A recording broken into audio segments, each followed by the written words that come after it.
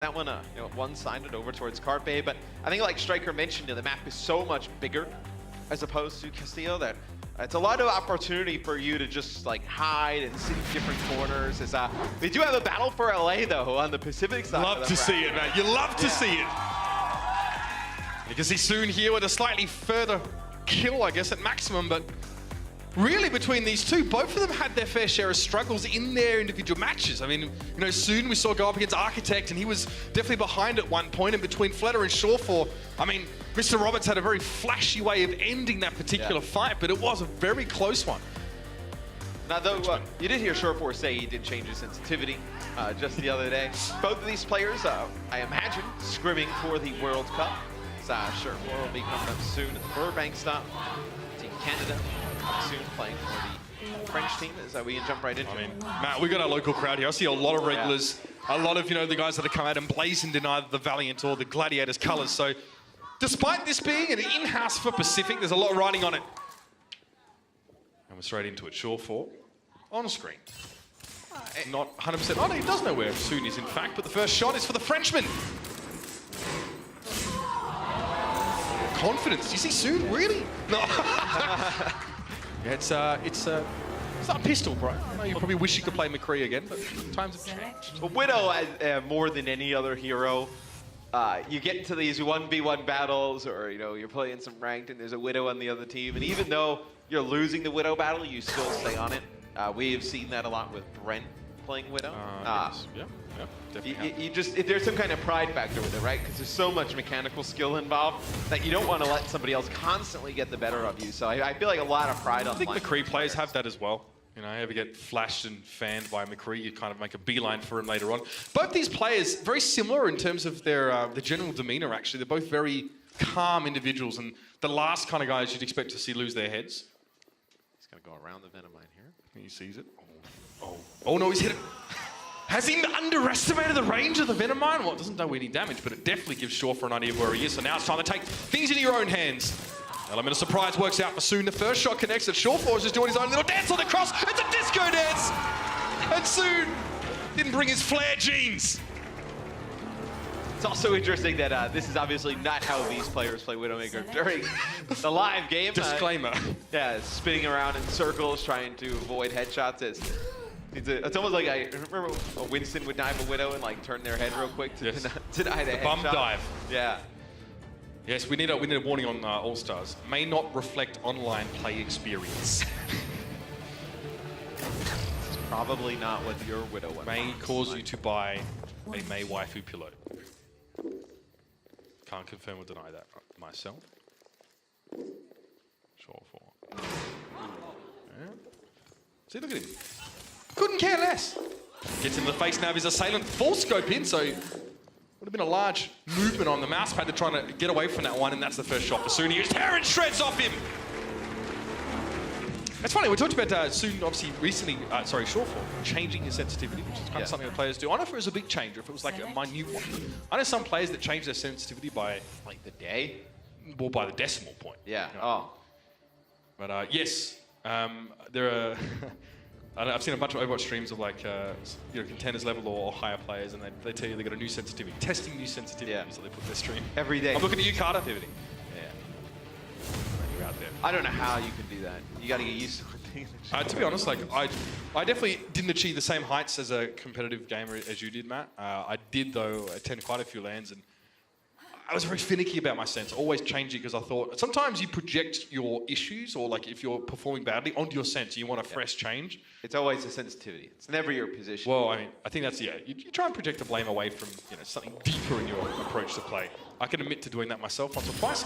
That's it, though. And Soon is just roaring ahead. He's just getting this great positioning and then holding these angles, and SureFour pretty much has to, he can't slow peek it, because Soon has that advantage right off the rip. He can go high with a grapple, but most of the time, as soon as he sees SureFour grapples right towards him, so he doesn't have it off cooldown. So it makes it hard for SureFour to really do much anything.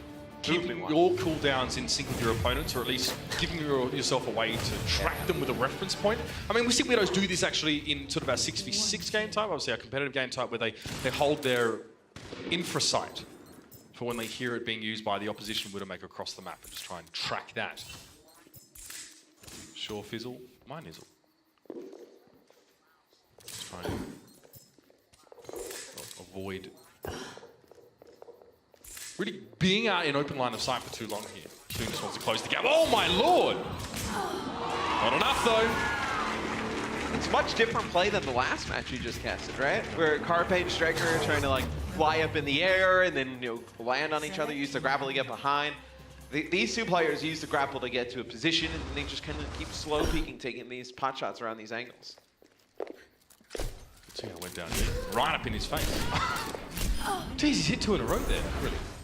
I think the jump threw Soon off there at the end. Instead of like going back to the other side, potentially ducking, SureFour just kind of like, he straight back to the middle like of his position, then jumped instead of going all the way to the other side.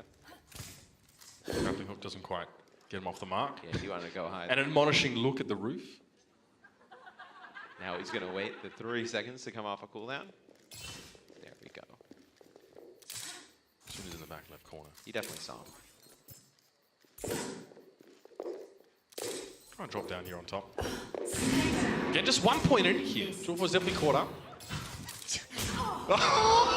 That's wishful thinking, I feel.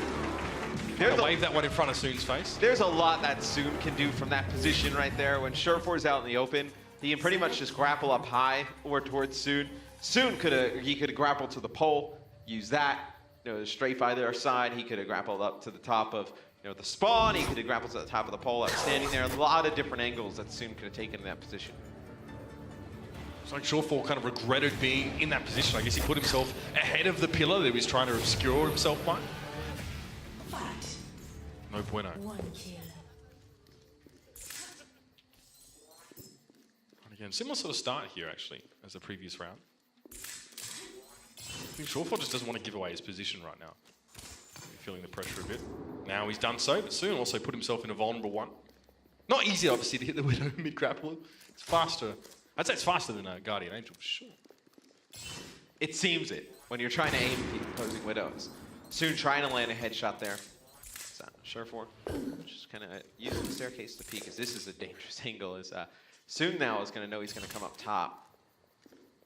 See, this is where SureFour just loses a ton of visibility on the whole map, right? Going underneath. Although I know Soon obviously the same. He knows at least that SureFour is going to come out on this side. Probably wouldn't rotate all the way back. He saw him up top. Funny, there's a tip in game that sometimes pops up. I keep them on because I like just information that says the more dangerous your enemies are, the louder their footsteps. And I tell you what, SureFour's must have been like a thunderclap there.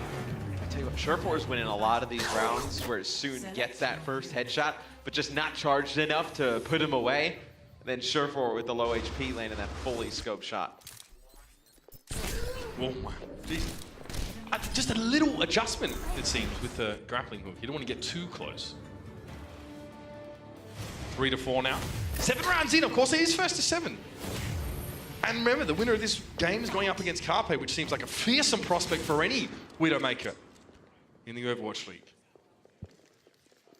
Soon will hold this angle. It's kind of challenging SureFour a little bit as SureFour has to decide whether to go up high or take this angle down low again. He's going to play for this side. Soon is up on the high ground here. Doesn't completely muffle your footsteps, but if it makes him quieter, that would have given him away. Soon, again, grapples as soon as he hears his opponent do so. SureFour has to play on the low ground now for the next few seconds. He probably doesn't fancy that sort of discrepancy with Soon attempts to challenge him regardless. You never want to be on the low ground. Try and shoot through that top window is the players here. Just trying to get close and personal. Oh, that's just stunning! Both players trading shots, but SureFour held his just a little longer. So he ties it up at 4 kills apiece. I would say the first to 7 kills, but just like you saw in our last one, you don't even need to kill the people to win a round. So. I really know what to do about that. I'm pretty sure that still counts. It does. It wasn't intentional now, as we know, which we'd have players getting weak and jumping off the side. We'd be here all night doing the Widowmaker 1v1. Well, it's like players trying to change heroes in mystery heroes and not realizing you can't drop off the edge of the map to change them anymore. Just sort of been jumping off the side, trying to get a new hero. No, not going to work. SureFour shows himself, implies that he actually heads towards the left. No grappling hook here for a few.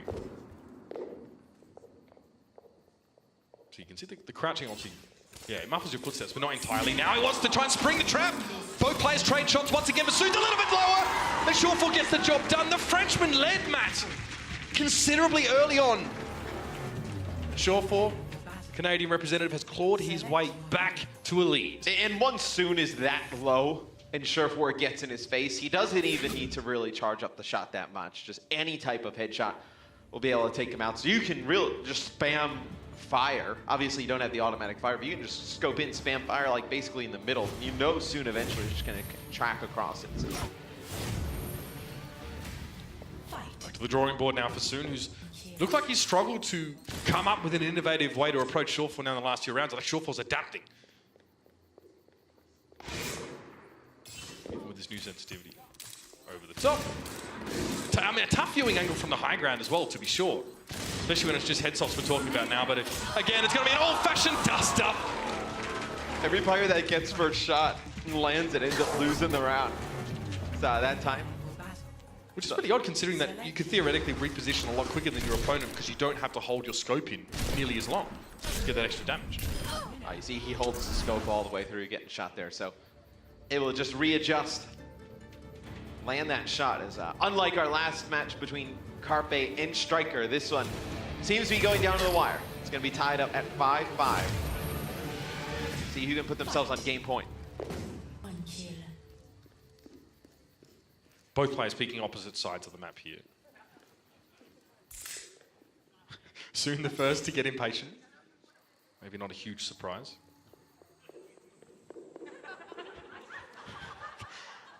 I don't know if that's anatomically correct, some parts of that.